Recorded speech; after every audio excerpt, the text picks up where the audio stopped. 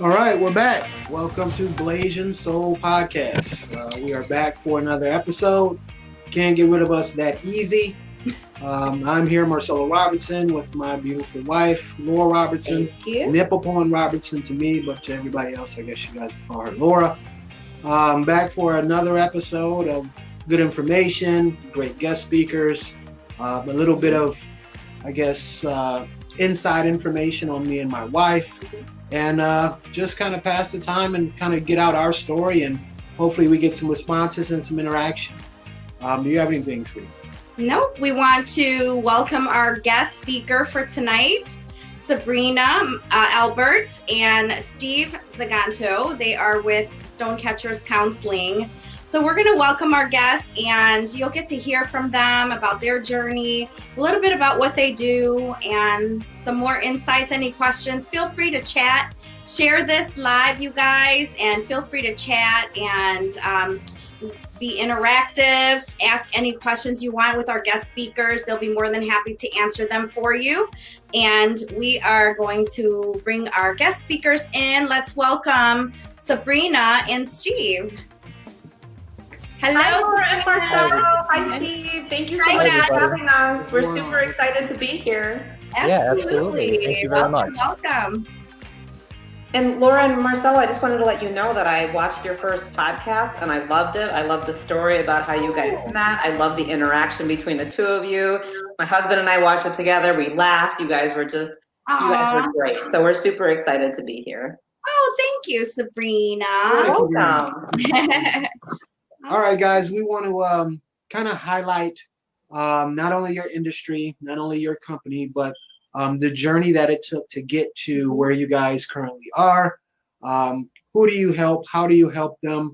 And hopefully some helpful tips with everything that's going on right now with the pandemic, as well as the riots and the election coming up. It's just very stressful for a lot of people right now. So some tips to kind of relieve that stress. If the stress gets to be too much, what do you need to do? And kind of give your expertise in your field.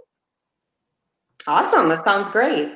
All right, starting out, Sabrina, tell us a little bit about yourself. Yeah. I'm Sabrina. I'm the owner and clinical director at Stonecatchers Counseling. My journey began a really long time ago. I grew up in Wheaton, which is a very conservative majority Caucasian town. And I struggled for a very long time feeling very isolated because I was one of very few minorities in the town. And I was often bullied and I just felt very isolated and I was depressed a lot. And I really struggled with the culture clash. It was really hard for me to appreciate the fact that I was Indian. I was so busy disliking myself and wanting to be like the majority, but never really being able to fit in. So that feeling of being isolated and struggling to be able to try to find my identity was really part of my journey into the counseling field. Because it was brought to my parents' attention that I was struggling, but in Indian culture, going to counseling is not something that's very accepted at all. So when I was struggling, they were like, nothing's wrong with you, everything's fine. And it kept getting brushed off. And then I just kept getting, worse and worse and starting to make some really poor decisions just to be able to fit in. And thankfully, as I got older, I was able to find therapists who were able to help me, who were able to kind of help me find my identity and really get me to a place where I could appreciate myself. And that was really life-changing for me. And I realized during that time that I wanted to pass that gift on to other people. I wanted to be able to help inspire other people and other people who were struggling with depression to know that, if we can work through this and you just put the effort in, things can get better. Awesome. I don't know if it's like an Asian thing, but it's one of those things that I'm actually in a group research study about it, mental health in the Asian community, because it is always hush hush. It is always like, keep it to the family, or you don't talk about things, you kind of keep it under the rug. So that's exciting. So take us to where you are now. What got you going with Stonecatchers? Congratulations, by the way. Yeah. That's a really great question. So around 2017, I fell into like a really bad depressive episode and I really needed to get some help. And I went to a psychiatrist and I started ketamine infused therapy.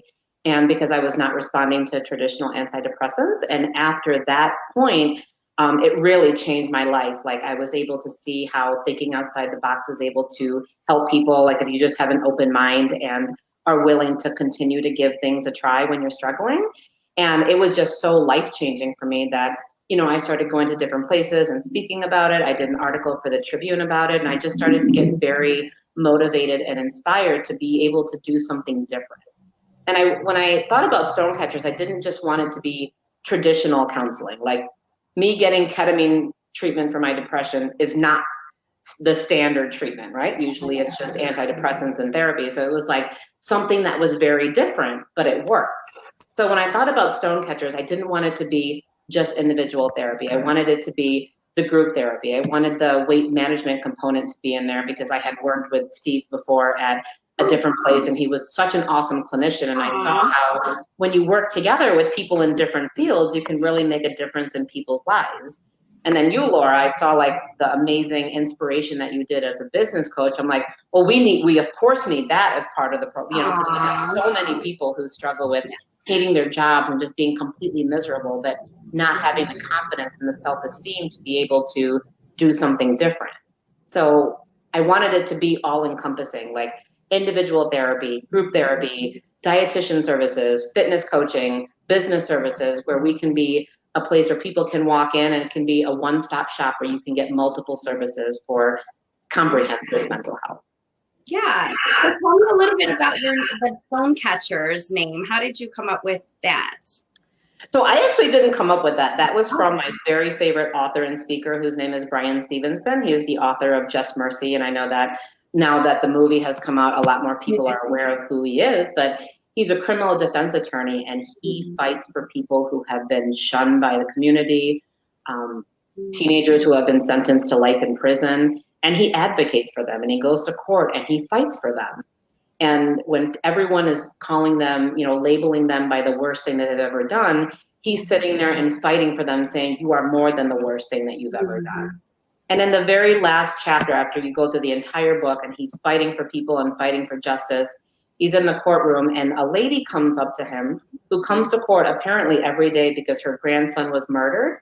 And when she was in court, somebody helped her. So because of that experience, she now goes into the courtroom every day and just sits there to be able to help somebody else in need. Wow. And she talked to Bryan Stevenson and she told him, and they referenced the Bible passage where there was a lady who was about to get stoned for adultery. And when they were about to throw the stones and kill her, you know, Jesus came and said, let he who is without sin be the first one to throw the stone. And everyone put the stone down and walked away. And then he says, like, we can't throw stones at people. We have to be able to be the people that catch them and advocate and know that people are capable of change. Yes, that's especially important during this time, you know, especially with us, with our business being social media and online business, that we see a lot of hatred and a lot of condemning online, you know. And so I love what you stand for. I love, you know, what you're fighting for. And so you also mentioned that you and Steve work together. So let's introduce Steve Ziganto. He is a dietitian at Sabrina's practice. So Steve, tell us a little bit about yourself and also your journey and how you got to where you are today. Yeah, so for mine, it starts quite a long time ago from kind of my earliest memories, really, because I have two brothers that are older than me. I'm the youngest of us. They're 5 and 7 years older than me. They were always skinny all of their life, and I was always trailing behind, and I was always like the heaviest of all of my grades. It was one of those of like, through that experience and through the lack of ego, everything kind of as I was growing up, it's one of those like, why me? What's different? You know, we like the same sports, we're doing similar things, even eating similar foods, kind of what's going on here. And just over that amount of time, it kind of led me to learn more about nutrition, about exercise, and finding that there's so many things that I believed were good for me or good actions that I just learned later on were like just terrible. And so a lot of it is, as I learned more over time, it's one of those things that like with the more knowledge of this, the easier it becomes to be healthy, stay healthy, continue to get to whatever goal you ultimately want to get to. And so just, you know, over time that interest just kept growing, and eventually I wasn't the happiest person in my class anymore. And eventually it was a matter of I ended up getting to college and I was going for business because there's like 12 things I'd love to do in my life. I just don't have enough life and time to do so. But like when I got there, I went into business, I went into finance. I loved it. I loved playing with Excel spreadsheets and everything like that. But I'd buy textbooks for those classes and I would ignore those textbooks. Mm-hmm. I'd end up buying ones for nutrition and medical textbooks, and I'd be reading those for classes I never had. So it was one of those that after like 2 years of really actually enjoying it and everything, it was a matter of like, this would be dumb of me not to switch to this. And so it's nice because now I get to have my passion of like, it helped change my life drastically. And, it, you know, in a way that's kind of easy once you understand what's going on. And that's what I hope to show other people is whatever challenges they're experiencing to help them to get past that or to optimize it or to have this be one thing that they just don't have to worry about amongst everything else of a very stressful life and a very stressful year. Right. That's pretty awesome. And I think you will have pretty perfect timing because I'm going to pick your brain later with my 90-day challenge that I just started. Yeah. Weight Loss Biggest Loser Challenge. So definitely going to pick your brain later on. Now, tell us what is the kind of the integration of being a dietitian with a counseling firm? How does that dynamic work, so to speak? So there's a lot of things that people do based, you know, when I do an assessment with someone to see what's going on with the nutritional aspects, it's much more than just what are their conditions, what is their weight history, what they're eating. A lot of it's kind of why they're eating it. Yeah. The average, I would say at least 90% of people come to me saying, I know what I'm supposed to do, I just can't do it. Some of that inherently is mental of, is this something that we're just mindlessly doing where we're just driving or watching TV and we're eating it? Is it based on boredom? Is it depression? Is that we have some sort of anxiety based on something that's coming up?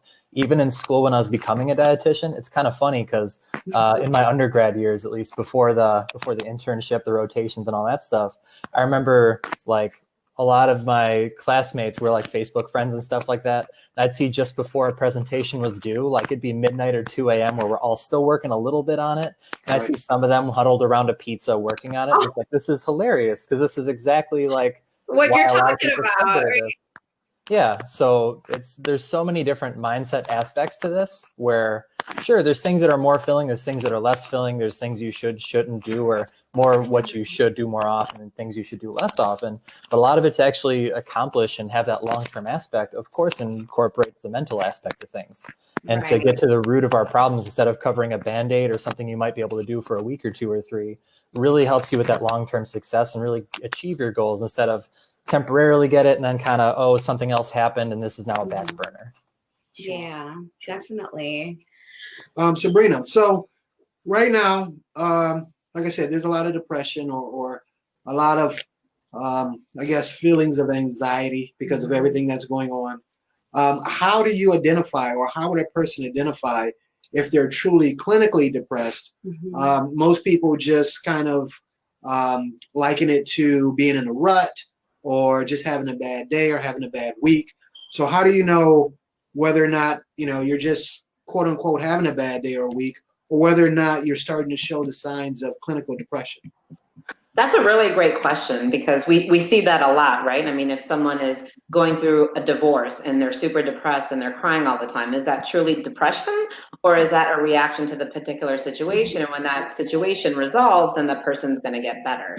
And that's the main difference between clinical depression and something that we call an adjustment disorder. So if somebody didn't have a history of depression, then suddenly is struggling during COVID, that would more likely be defined as an adjustment disorder with depressed mood. Or if somebody is struggling and suddenly having anxiety because they're worried about, you know, COVID or getting sick or anything else like that, but have not struggled with anxiety in the past, that's something that we would call an adjustment disorder with anxiety features. But when it comes to the point where you really dig into the history and it's been there for a really long time, this happened to be a situation that took it to 10, and even when it resolves, that anxiety is going to be there, that's when it changes into a true diagnosis. And I call it a true diagnosis, meaning that it's not, you don't have to have a trigger. And a lot of people think like, oh, I'm feeling depressed, I need to have a reason why.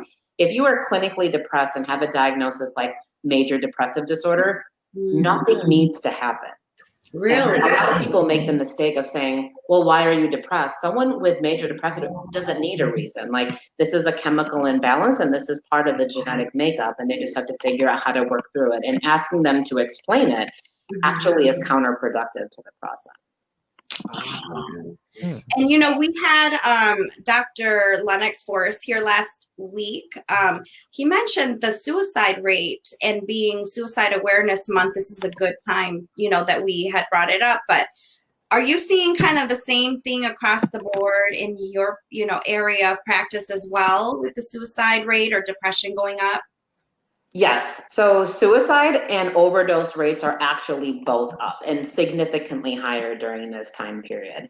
And I think that there's a lot that goes into that, like overdoses especially. I lost a client to an overdose back in July, and it was very difficult. But the one thing that's going on is that a lot of people respond best to face-to-face meetings, and NA meetings, AA meetings, all the things that people have relied on for their sobriety are now virtual. So sometimes it's been hard for people to connect and be, NA and AA are great about, like, you go there, everyone gives everyone a hug, and that's something that we're just not allowed to do right now.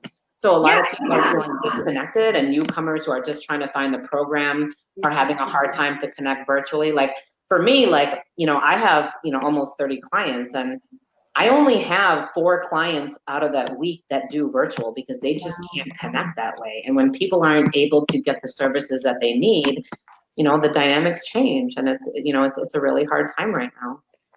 I think I even see it as well in the home health aspect, because normally the people I see are of advanced age, and a lot of them can feel isolated even before this circumstance. And of course, since they're the highest risk of people for ultimately paying the ultimate consequence for ultimately getting this, I've seen that grow just in anecdotally the people that I've been seeing as well, where some of them, I do talk to them on the phone and able to make some changes. Some of them, that's not the best way to do technology. Some people are just so lonely that they would rather take the smallest risk of us doing everything, putting on everything, keeping our distance, all that kind of stuff, just because you can see it. And previously, there are times where I always let them have their time to talk and show me their hobbies or everything else anytime the time permits, because I understand what it's like normally.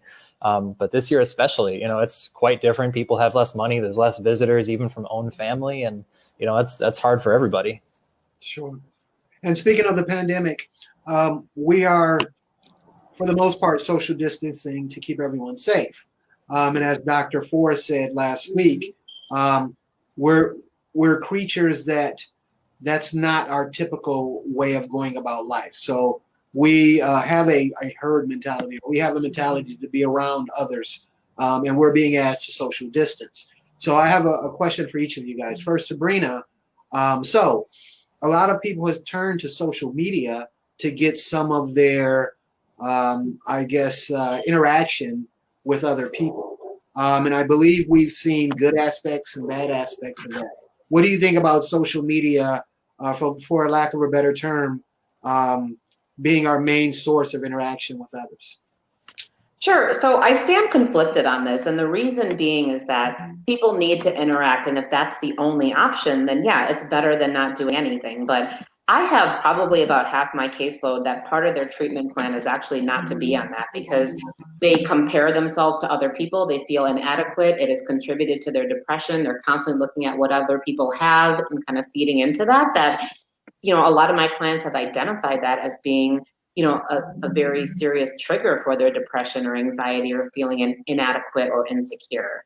Sure. So I definitely encourage people, like, if you're going to go online, to try to find some, different things rather than just being on Facebook or Instagram. Like, maybe you can go on Volunteer Match, and maybe there's a way that you can be able to support somebody in need. Because, at least in 12-step programs, I always say, when you're struggling, go help somebody else so you can get outside of yourself for a minute. And there's so many virtual opportunities to be able to help people in hospice, help people who can't get to an NA or AA meeting, that there's different ways to connect rather than just being on social media and comparing yourself to other people. Okay. And Steve, being at home, because of the social distancing, everyone is lonely. And when you're lonely, you tend to eat. And when you tend to eat, usually you tend to eat the wrong foods because you're searching for more comfort foods as opposed to nutritious food. So what is your thought process on that? And how is somebody, kind of satisfy both needs of getting some comfort out of their food, but also not eating, Twinkies and ding dongs all day long? So, yeah. I think there's a couple things in there. One, the first part, the belief of that of, hey, like ultimately we have a choice of what we want to go to when we are stressed or when we do need something. Food could be one of the things. Is that ultimately what we want to go to at that time, or is there something else that can fulfill it? I have some patients who really like to draw and they just need to get into the habit of, oh, when I get home, let me do something that takes 5-10 minutes, eases my mind, and something that I really enjoy. Suddenly they don't need that food anymore necessarily. Sure. When it comes to if they do ultimately choose food for it, because that is an option. We can't think it's not an option. We'll just want it more. Right. When we do decide to have something, there's millions of foods that are out there in the world. There's ones we like and are healthy. If we can find more of those types of things, there's going to be things that we truly enjoy.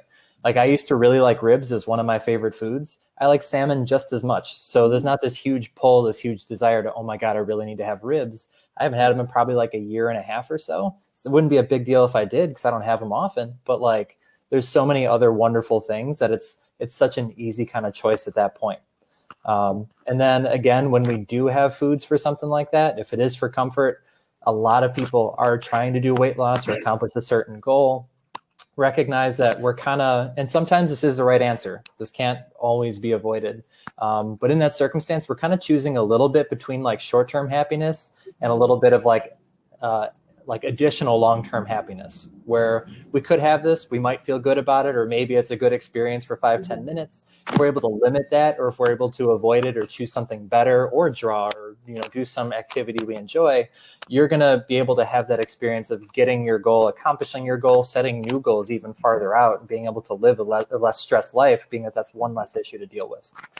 And again, of course, there's better food options. There's a million other things incorporated, but you can see how a lot of this incorporates the mental aspect. And that's why I work with people like Sabrina, so we can help both sides of what's going on and how can we tackle this from all sides instead of just one. Okay. So Sabrina, with your counseling firm, what are some of your, I guess, potential clients, or who in a perfect world, who would you have as your clients? And what benefits does your counseling firm have that separates you from others? Yeah, absolutely. So the perfect client is anyone who believes that they're capable of change, really. And that's anyone, because like the biggest part of being able to change is believing that you can change. Because when you don't believe it, you tend to spin in circles and believe that nothing's going to happen no matter what you do. So as long as you believe that there's possibility and there's hope, you're great for us. And what makes us different is that not only do we have individual counseling, but we also have group counseling on staff. So we run groups 6 days a week for depression, anxiety, addiction, infertility, divorce, and post-abortive groups. So that way people know there's always a support system. So if once a week, maybe you want to do once a week counseling, then you can also come to groups 2 days a week. So there's a variety of different mental health services. Additionally, one of the main symptoms of depression that people act on is eating, right? So weight gain, if you look at the DSM and you look up depression, it'll say like as one of like someone has, gained weight, right? So having someone like Steve as a dietitian to be able to help coach on, what to eat, what not to eat, how to be able to change some of these eating patterns is incredibly important. Like Steve and I worked on the same clinical team at a different organization. He was just so awesome. I was like, I have to have you on board, right? And then we have a fitness coach, to be able to do the exercise piece. And I just think it's just really great. So one person can have a motivation manager, and then Steve for the dietitian services, and then a fitness coach to be able to do the exercise component. So we are converting the back 2 offices into a gym so that we have an on-site gym, not just for our clients, but also for staff, because we're dealing with some very heavy stuff and we have to practice self-care as well. We also have Laura, who's our business coach, because I would say, I can't even tell you how many people say like, I hate my job. I've always wanted to do this. I've always wanted to own my own business, but I'm afraid. I'm afraid I can't do it. I'm afraid I'm not going to be able to support my family. I'm afraid I'm going to fail.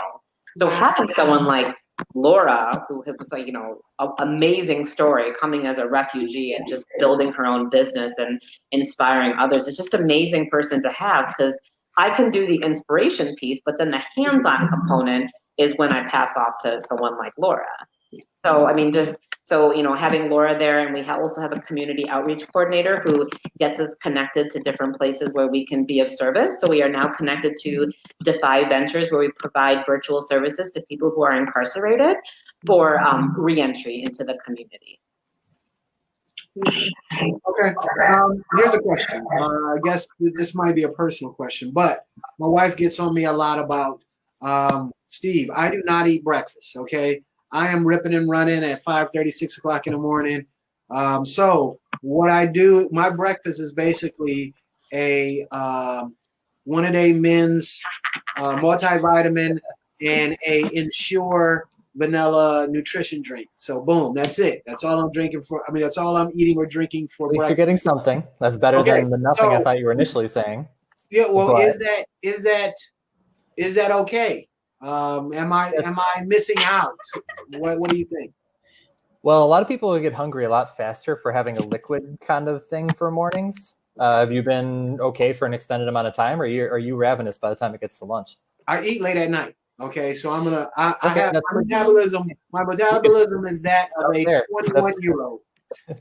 Okay, so I can still eat a pizza. Yes. We'll buy a pizza at 8. I'll eat 3 or 4 slices. Around 10 or 11, I'll eat 2 or 3 more slices. So that's why I'm not so hungry, I guess.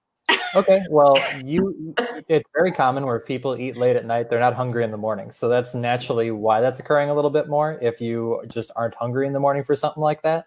If we were to talk about some benefits of switching that up, if you were up for something like that, again, some of my job might be teaching people into like, oh, why would they even consider this in the first place, or to what to have. So again, various kind of stages with this. How you kind of possibly describe that? Do you only have like 2 meals then? Do you snack as well?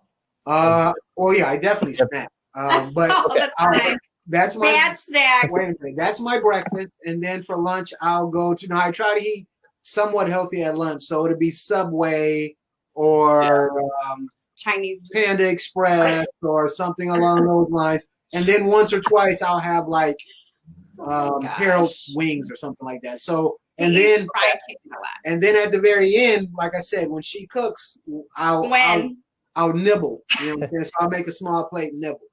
Yeah. Hey, I'm 6'2", 190, man. I'm svelte. I'm not. I mean, that's better than if you're happy weight-wise, that's good. That's better than I don't do breakfast. So the point is, am I wrong in having that for breakfast and just that, the vitamin and Ensure? It's better than nothing. You could do better than that. And there could be some advantage if you do. The way you describe your diet so far is kind of lower in fiber. So you still could lose weight for something like that. But by having more things of fiber, which is like whole grains, fruits, vegetables, beans, things like that incorporated. Solids have it usually more than liquids do when we incorporate them for things like breakfast. You lower your risk for various types of cancers and makes it easier for blood work to come the way that you want it to ultimately. So some of it could be incorporated with that. What you're doing in the morning isn't terrible, but like by having more food. But you're siding with her. You're siding with her. Of course. So, she paid me beforehand, so I kind of. So, all right, I'll try to get a peanut butter sandwich or something in while I'm running out the door. Would that be a compromise? That'd be better. By having some solid foods instead of just liquids, kind of makes your intestines and everything have to do a little bit more work to squeeze and churn and move it around. So by eating something a little bit more solid, you're just burning more calories anyways. So like you get some advantage out of it. And again, the reason you're probably not that hungry in the morning is because you have so much at night. If you do reduce that amount at night, you'll be hungrier in the morning, and it'll make it more natural to do that instead of having this imbalance where it's working right now. If with activity or everything else that's working, a lot of people I see is things were working, all of a sudden it changed or they got injured or something. All of a sudden now they're gaining weight, and that's all they've known all their life. And suddenly you have a problem you have to deal with. So, you know, not the end of the world what you're having in the morning, because I'm really happy it's not nothing. I was going to lecture you for that. But like, nothing. Yeah, she has nothing. Okay, nothing. Not lecture me. No Starbucks. Yeah, she'll have Starbucks in the morning. You liquid breakfast people. Yeah. One thing one thing I sometimes tell patients, and again, you guys aren't truly doing this, but it's kind of commonplace now where a lot of people are skipping breakfast thinking it's a great way to go. And if it works for someone, I'm not really going to complain. Again, it's not really optimal, but if it's getting them where they want to get to, it's not the end of the world per se. A lot of people can't sustain that long term and really get the results long term. But one thing I might bring up to those patients is more like, how would you imagine a sumo wrestler to eat? Like how many meals do you think a sumo wrestler has in a day? Okay. A lot. Most people would guess like 6. That's the normal answer that I end up getting. At least. If you end up looking it up, the most sumo wrestlers only eat twice a day. They actually wake up, they skip breakfast, they exercise for 2.5 or 3 hours. By then they're ravenous at lunch. So maybe they need like this much and they can have a 10,000 calorie meal instead of it. So their body will use some and store all that extra that happened. And then they do the same thing later on is they wait a long period of time, exercise for another 2 hours, and then they eat just before going to bed. So by kind of missing that breakfast, it makes it easier for them to overdo those other meals, which makes it easier for them to store it and accumulate some mass. Got it. So like that's the average American. Wow. And that's not ideal, obviously. What are some lists of some like healthy, good foods to help you lose weight? Oh, wait. I have a good one. Wait. Tell me, outside of milk, how can you get vitamin D? Because I know someone that I will not mention that when it gets the winter time and you don't get a lot of sunlight, they become. Yeah. I don't want to say the wrong word. I have a counselor here, so I can't use the term insane, crazy, anything like that. So I would just say they become unstable when they don't get enough sunlight. So is there a way that she can get some of, I said she, but I didn't mention I've any been name. doing good. Okay. But is there a way that she can get that deficiency in her body so that people around her will have a great winter? Yes, there is. There's multiple other places because dairy is a common allergy for a lot of people. So if it is like a dairy alternative option, they tend to incorporate it, kind of supplement it into there. So it usually has some vitamin D in there. The most common place people would tend to end up getting it's from fish. So if some person that you know is a fish fan, that's a great way to get in there. What is that? I said, I wonder if she is a fish fan. I hope she is. There are certain mushrooms that have a decent amount, but certain mushrooms also have like 0 amounts. So it really depends on like what they like. If you look it up, there's going to be ones like yolk will have some vitamin D, but we don't want to really have much yolk because it doesn't have good fats in there. It's kind of worse for our heart in general. But I'd pretty much like look at like, all right, what do we like? What can we maximize with this? And if needed, I'm not a big supplement person because they should be supplemental to what we're having. If we can get it through foods, awesome. If we can incorporate fish, namely oily fish like salmon or something, terrific. We're already kind of doing it. Vitamin D is literally the only thing that I have available that I take sometimes because it can be hard. And sometimes I might not want those specific options. So it is a safe, effective thing if we do wanted to have something that way too. I wouldn't say it was all supplements. A vacation, right? Just go on a vacation and get some sun. No, come on. I have a counselor here. That's displacing right there. You know, that's not truly a remedy to the problem. I mean, I think Sabrina and I can speak for Sabrina here that if this person was to take a vacation and eat some oily fish, some like salmon or something near like an ocean side, preferably somewhere kind of warmer, more tropical, right? It would really accomplish a better winter for the both of you. See? Yeah. Okay, so my options are get some southern catfish twice a week or send her on a vacation.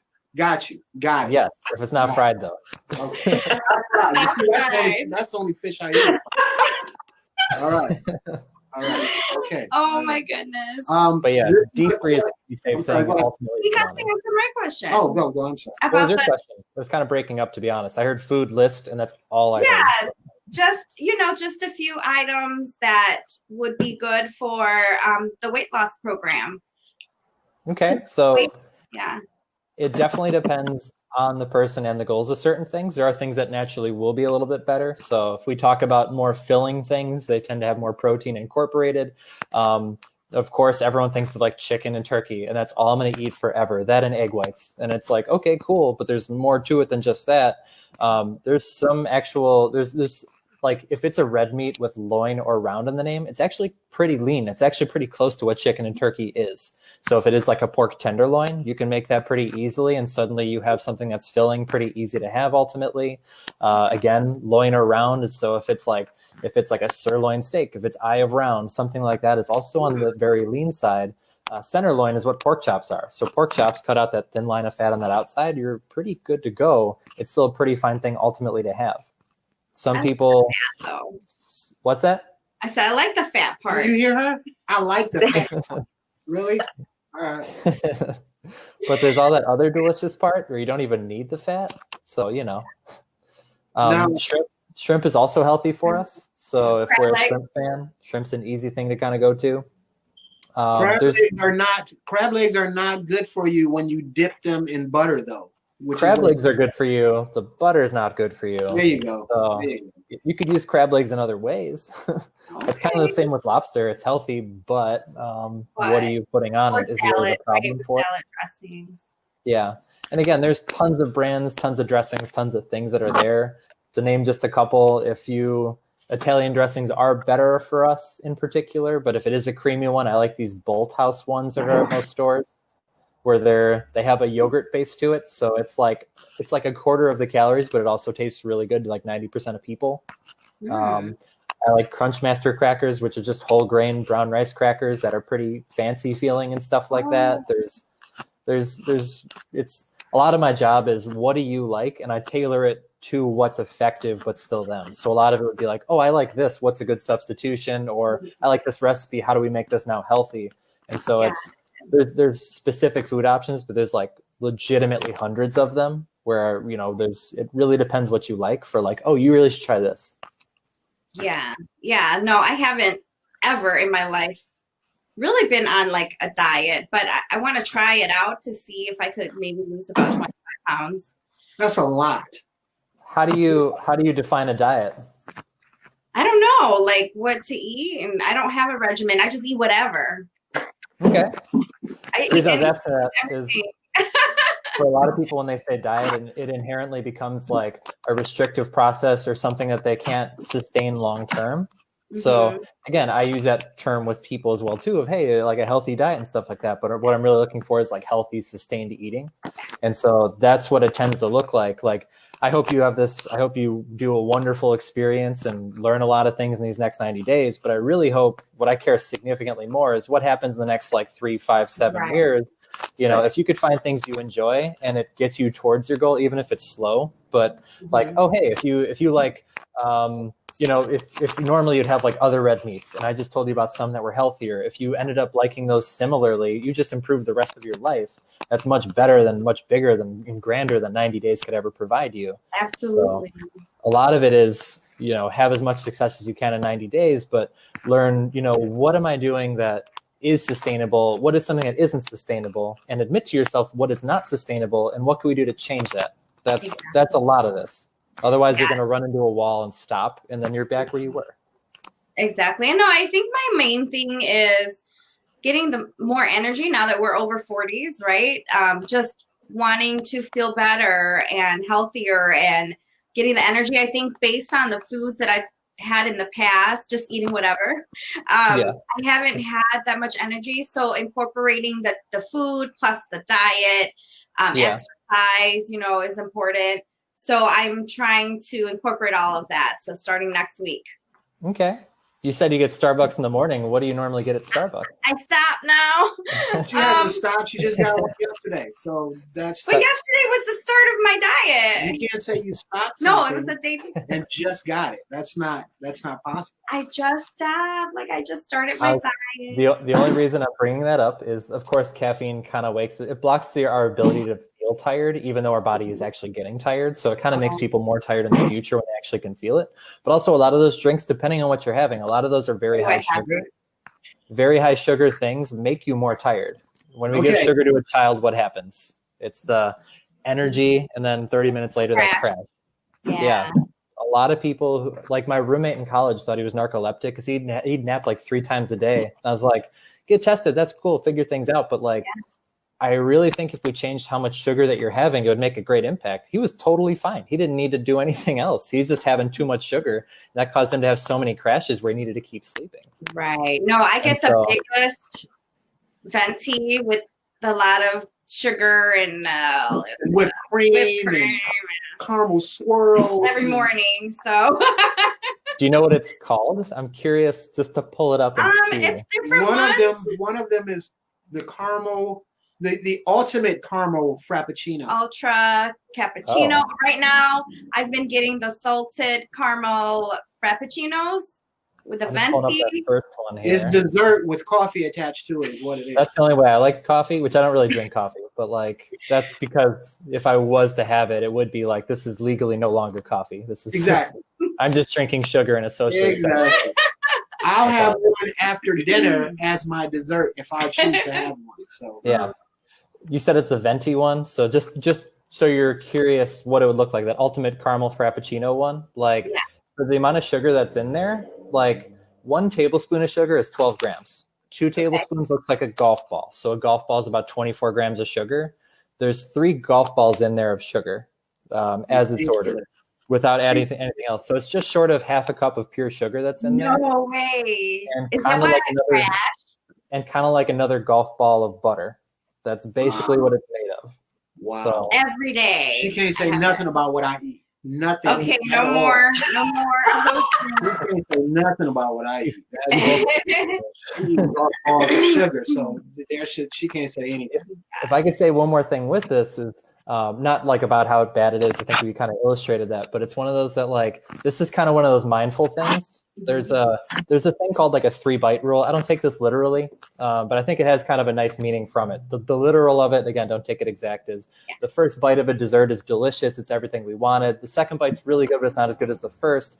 The third and all after are kind of like cleaning your plate. Again, I don't say it's 3, but usually, we're not drinking this to be full. We're drinking it because it's delicious. And if there was less of it, I bet you would feel just as satisfied. Yeah. Because you'd have that same thing. I lost a lot of weight when I learned a gulp of orange juice. It's as delicious as a sip. And all of a sudden I can still have it and have success. And that was huge, instead of thinking I must avoid it to have success. So even if you went smaller, I bet you'll still like it just as much and get that satisfaction, savor it and everything, and you'll just have more success. Exactly. Yeah. You just burst her bubble, so I'm happy about this. This is awesome because I told her how bad Starbucks was, and literally I have to get up Saturday mornings to go get her a Starbucks.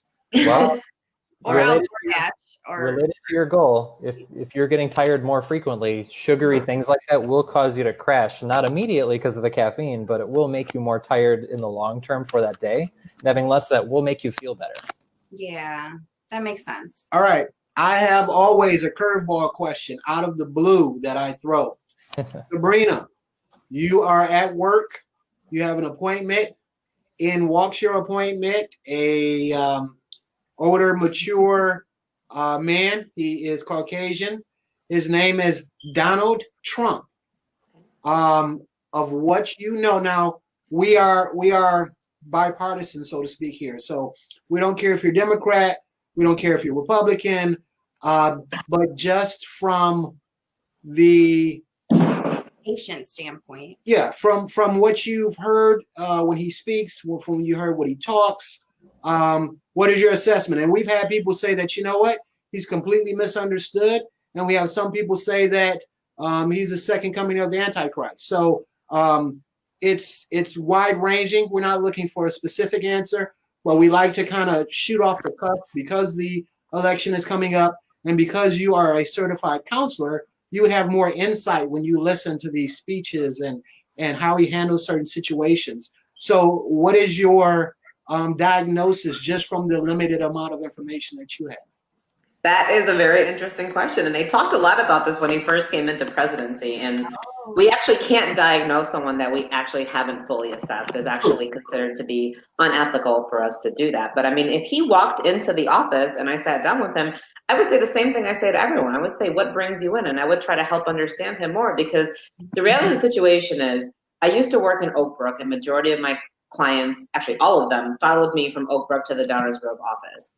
And there is a significant portion of my caseload who are Donald Trump supporters, right? And when you learn and you listen to where their standpoint and their upbringing and where they got to this point that they are, it didn't just happen randomly. Like there's a series of events that contribute to that mindset. And being from a party that's very different from that and a mindset that is, you know, I do my best to try to be able to understand what's happening. And we only see what's in front of us, but we don't really know the situation behind it. And that's the same for a lot of my clients. Like they're very misunderstood. They have been labeled as bad people with bad intentions. And a lot of times that's just not the case. They're just very misunderstood, or the events that have happened in their life have just not been brought to light. But if people had known about them, they would look at it in a very different light. So I try to be just a blank slate as much as I can as possible, and just try to be able to understand that person. What do you think about the ongoing riots and looting that's happening right now? Now, I try my best to separate that from the protest, because in my eyes, the protests are for a specific purpose, and I'm seeing some of the rioting and looting, which number one are some people just trying to be opportunists. There are some people and young people, because I was one of them when I was young, that just likes to get into trouble. And there's other, I guess, aspects of the rioting and looting, because we've actually seen people bust in for some of this stuff. So what is your take on this? Because this is definitely I guess there's a mental aspect to all of this. So I would like your opinion. Yeah, absolutely. And that's the same thing that happens, like, say, with depression. Like, some people isolate and then some people commit suicide, right? I mean, people respond differently to the same events. And I think that there's a lot of frustration in a lot of different communities, especially in the Black community, for ongoing racism that has not been addressed. Consistently, our society trying to ignore it, not really acknowledging slavery and not talking about it the way it should be talked about in the education system. And as a result, there's people that are very frustrated, and depending on, you know, different life events, people respond differently to stress. So yes, there is definitely a difference between the protesters and the rioters, but the core is the same. It's a frustration of people not understanding and trying to draw attention to something that really does require a significant amount of social change. Yeah, that's a great answer. And, you know, I know that you are a huge advocate for social justice. And share with me a little bit about, like, sort of your experience along the way. I know that the topic of our discussion today is, you know, racism or things that go on behind the scenes in the medical field. What has your experience been in that aspect? Yeah, absolutely. I mean, I've seen a lot of discrimination. I mean, especially in my position, I work at a hospital and I work in the emergency department.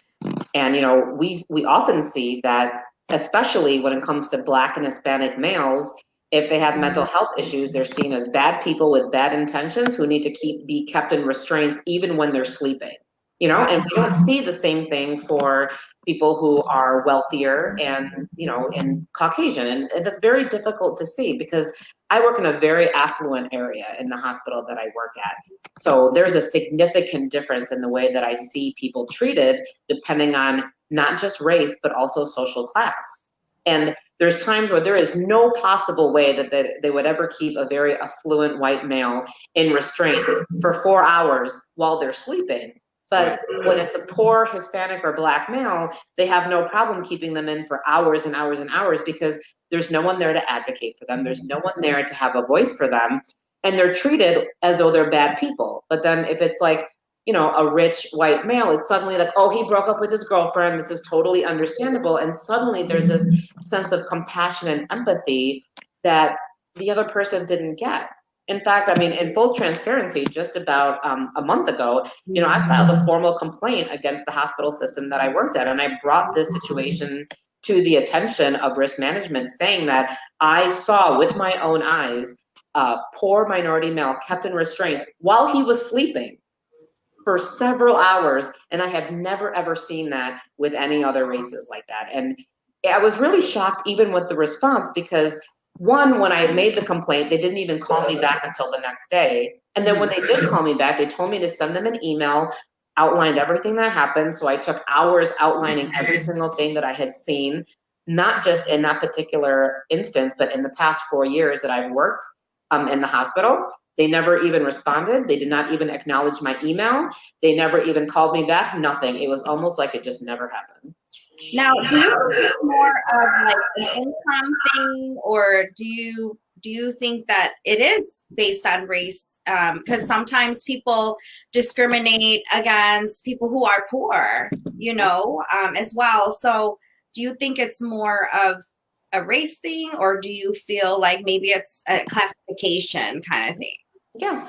So most of what I've seen has been, more about race, but I do think there's a very strong connection between social class and race. I mean, which is something that I teach about in my social problems class, because that's part of the social inequalities, right? That people are discriminated against in certain races and they're not given the same opportunities, which in turn puts them in a lower class. Exactly. And it's just very unfortunate though to see this type of discrimination like in the medical community, because it's like, if you're doing this with the psych patient and they can be sleeping and be seen as violent and needing to be in restraints, what are you doing when someone comes in and says they need help and need surgery? Like, are you having that same mindset?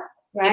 It's been documented in multiple places about how Black females have such a higher rate of dying in childbirth. And a lot of the research is showing that when they make a complaint about what's happening or a health condition, they're not being taken seriously. Yeah, and to see that actually happening is concerning.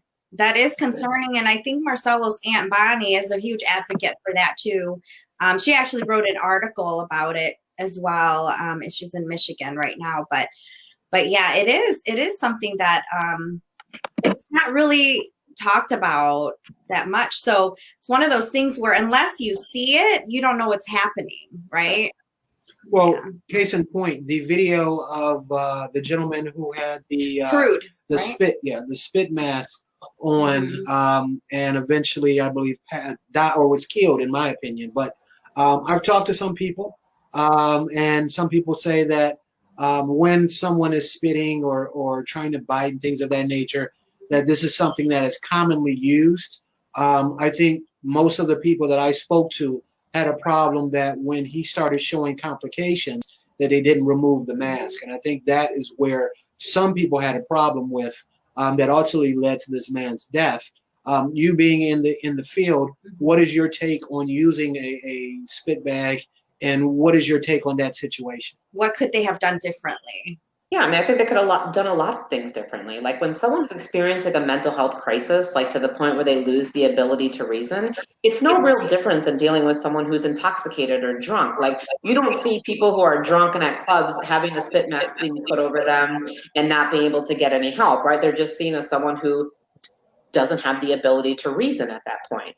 So if you approach a situation in that manner, you're probably going to handle it differently rather than viewing someone as this violent threat. I mean, I'm sure you saw the teenager who was just, killed, and he was just, the mom called for help and he was having a mental health crisis.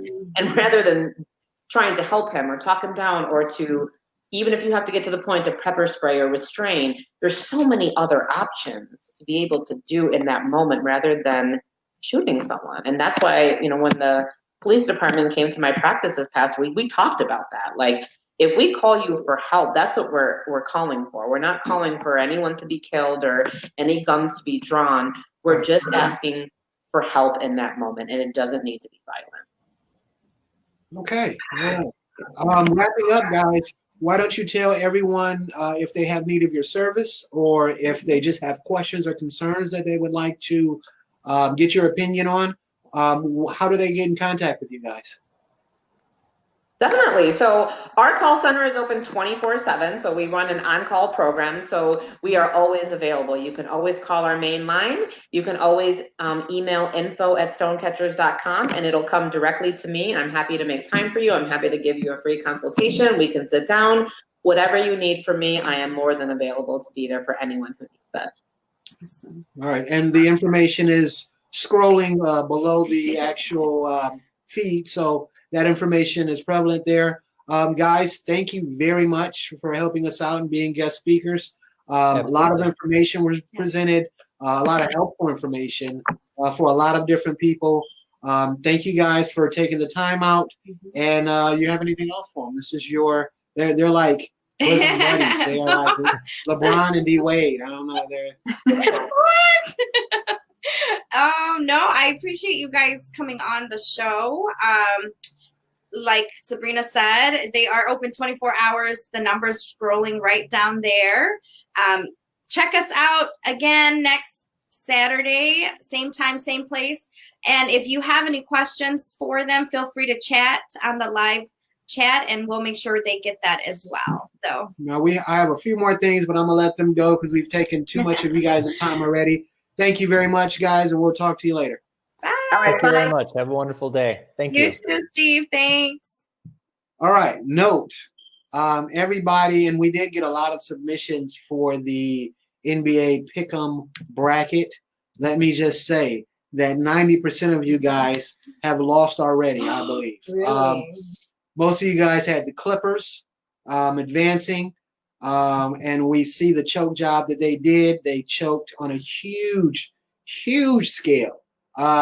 So the majority of them had the Clippers going. Now, you're still in the race if you had maybe the Lakers or Miami or Boston going to the finals. So, but everybody took a hard hit with the Clippers not advancing. And that includes our esteemed professor who is doing the picks. Dr. Lennox? Yes, Dr. Lennox. Forrest? He had the Clippers. So once again, make this money, beat this guy so he doesn't have bragging rights. I'm not going to say what I picked. My picks are up, so you guys can check out our social media and actually see it. My brother who actually came on the podcast and typed in his thought process on the NBA Finals, lost because he had the Clippers winning as well. So either y'all don't know about basketball or the Clippers just really did a shank job in these playoffs. But I will say this is probably the best playoffs I've seen in the last 20 years. So I'm glad the NBA is back. But I just had to get that out there. The finals will be around the corner. We will revisit this when the finals are over. But yeah, I mean, y'all, everybody is, I don't know what to say about y'all, especially my guys, my homies. I didn't boys. put my pick in, babe. Yeah, you did not. You did. I think you did that on purpose, though. To be totally honest. But thank you guys for listening to us. If you don't see this live, check out all of our social media platforms to check it out in the form of a streaming podcast. Once again, thank you for kind of sharing this experience with us. My wife, and let me know what do you guys think? But my wife wants to do kind of a Drink Champs episode. Huh? Drink Champs is when they ask questions and they do interviews, but they're drinking the whole time. That's something that you had asked about. Actually, I'm going to bust her out, but she does have something right here. But, yes, she was thinking. So tell me what you guys think about that. We might do something along those lines to kind of loosen up and get some secrets out that maybe don't want to be said under normal conditions. But other than that, thank you guys very much. Yes. Goodbye from me. Thank you. For my lovely wife. Do you have anything to say? No, we'll see you next Sunday, 6 p.m. Same time, same place. Thank you for all your support. We'll see you then. Bye-bye. Peace out.